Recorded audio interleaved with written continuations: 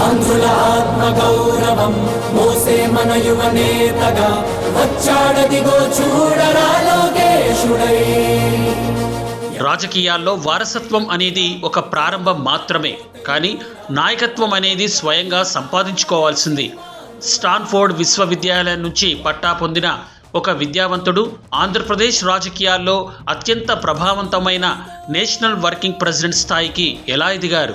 తన ప్రయాణంలో ఎదురైన ఆటంకాలను, అవమానాలను మరియు ఓటములను గెలుపుమెట్లుగా ఎలా మార్చుకున్నారు? ఇదే ఇప్పుడు మనం చూడబోతోన్న నారా లోకేష్ అద్భుత పరివర్తన కథనం. ఆధునిక రాజకీయాలకు ఆద్యుడు.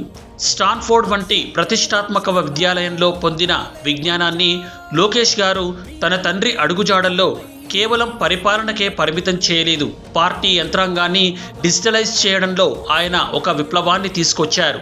దేశంలోనే తొలిసారిగా 50 లక్షల మంది కార్యకర్తలకు డిజిటల్ మెంబర్షిప్ కార్డులు అందించడం ద్వారా తెలుగుదేశం పార్టీని ఒక అత్యాధునిక రాజకీయ శక్తిగా తీర్చిదిద్దారు. కేవలం పదవులకే కాకుండా కార్యకర్తల భద్రత కోసం బీమా పథకాలు మరియు వారి పిల్లల చదువుల కోసం ప్రత్యేక శ్రద్ధ తీసుకోవడం ద్వారా పార్టీని ఒక కుటుంబంలా మార్చారు.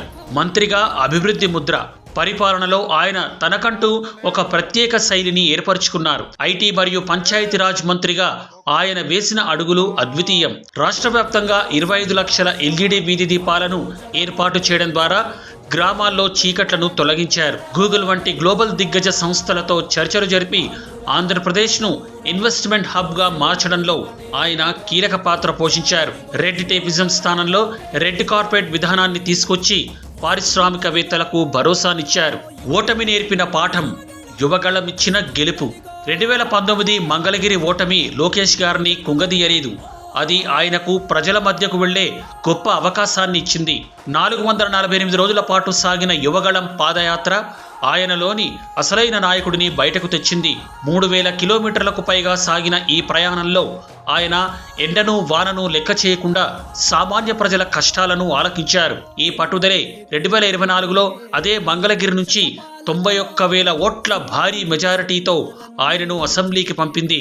వ్యవస్థాగత శిల్పిగా కొత్త బాధ్యతలు. నేడు టీడీపీ నేషనల్ వర్కింగ్ ప్రెసిడెంట్గా ఆయన పార్టీలో వినూత్న సంస్కరణలు అమలు చేస్తున్నారు. పార్టీ కమిటీల్లో బీసీ, ఎస్సీ, ఎస్టీ మరియు మైనారిటీలకు పెద్దపీట వేయడం ద్వారా సామాజిక న్యాయాన్ని పాటిస్తున్నారు. అటామిక్ హ్యాబిట్స్ మరియు మార్జినల్ గెయిన్స్ సిద్ధాంతాలను పార్టీ పనితీరులో జోడించి కార్యకర్తలను నిరంతరం చైతన్యపరుస్తున్నారు. నారా లోకేష్ ప్రయాణం ఒక మేధావి, ఒక విజ్ఞాని, జననేతగా ఎలా మారాడో చెప్పే ఒక గొప్ప స్ఫూర్తి గాథ. అంచెలంచెలుగా ఎదిగిన ఆయన నాయకత్వం నేటి యువతకి ఓటమిని ఎలా జయించాలో నేర్పిస్తుంది. తనకున్న నైపుణ్యంతో, ప్రజాబలంతో రాబోయే దశాబ్దాల్లో ఆయన తెలుగు రాజకీయాల్లో ఒక సరికొత్త చరిత్రను లిఖించబోతున్నారు.